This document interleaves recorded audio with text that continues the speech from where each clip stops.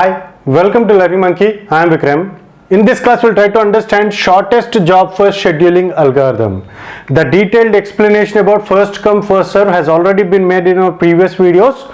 If you haven't watched those videos, please watch those videos and come back here. And every video in our channel is going to be a part of entire course or a playlist. Our suggestion is to follow the entire course so that you can have better understanding of the concepts. And the link for the playlist is provided in the description below. Now, shortest job first. In shortest job first scheduling algorithm, the process with the smallest execution time is selected for next execution. It is a non-preemptive algorithm. So what this statement states is, definition states is, whatever the process with the smallest execution time, so that process will be selected for execution. So that is how this algorithm will work. So let's try to understand analyze this algorithm by using these values, the values of arrival time and burst time. So using these values, we'll try to analyze this algorithm. So these values are same as that of the values that we have taken in the FCFS. Same values has been taken, and we'll see how this algorithm will work in comparison with FCFS. Okay, so now the first process, it has arrived at 0th time, and this is the Gantt chart. So using this Gantt chart, we will try to analyze. So it starts from 0. At the 0th point of time, we are having only process P1, so only this process has to be scheduled. So this process will be taken because we don't have any of these processes. So you only consider at this point of arrival time. At that arrival point of arrival time, we are having only one process. So this has to be provided for scheduling. So this is okay. So here process P1 will be scheduled and it is going to last from 0 to 2. Okay, so by that time, by the end of the execution of this process, which is 2, so we are having, see here, you compare these arrival times. So by the time of 2 units of time, by the end of this process execution, which is a second unit of time, so at that time we are having two other process, which is P1, so process P1 and P2. Process P2 and P3. So these processes, so now in these two processes we have to choose one. Which one has to be chosen? Which one has to be chosen is the one with the smallest execution time, which is smallest burst time. So which is process P3. So the process P3 will get executed and it is going to last until this third unit amount of time. So by this time, so from here to here, so this is done with its execution. We are left with only these two processes. We are having only these two processes at this point of time.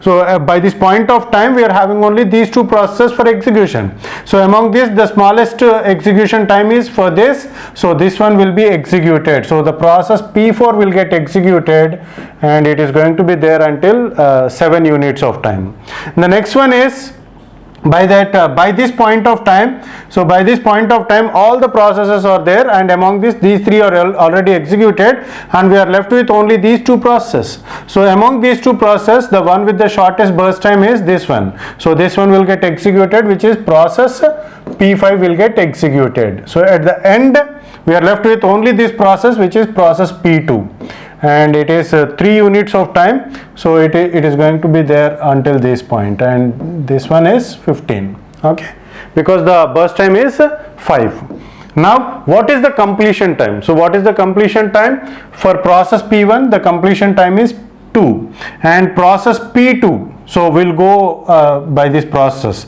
P3, the completion time is 3. So be careful while writing those completion times because they are not in the order. So you should be very careful. If you write something mistake here, the overall values will get disturbed. Okay, so process P4, the completion time is 7, and process P5 it is 10, and process P2 it is 15. Now what is the turnaround time? Turnaround time is completion time minus arrival time. So the completion time minus arrival time, we are going to get the turnaround time. So 2 minus 0, the turnaround time is 2, and 15 minus 1, turnaround time is 14. 3 minus 2, 1, and 7 minus 3, 4, and this is 10 minus 5, this is 5. Okay, now what is the waiting time? Waiting time is, it is turnaround time minus burst time. Turnaround time minus burst time is going to give the waiting time. 2 minus 2, because this is the first process, it will not wait. Immediately after the arrival it will go into the execution, go for the execution. It is 14 minus 5, it is 9, and 1 minus 1, so this one is also not having waiting time, because at this point of time, this here the arrival time is 2. At this point of time, this process has completed its execution. Immediately this came into, this has been arrived. So in comparison with these two, this one has been gone for the execution. So it hasn't waited for a single moment of time. Immediately after the arrival, it has been scheduled for execution. Okay, so the waiting time for this is also 0, and similarly this is also 0, and it is 5 minus 3, which is 2. Okay, so these are all the waiting times. Now if you find the average waiting time for this, the average waiting for this algorithm is, it is 2.1, whereas for these values are same as that of the values that we have taken for FCFS. For FCFS, the average waiting time is 3.1.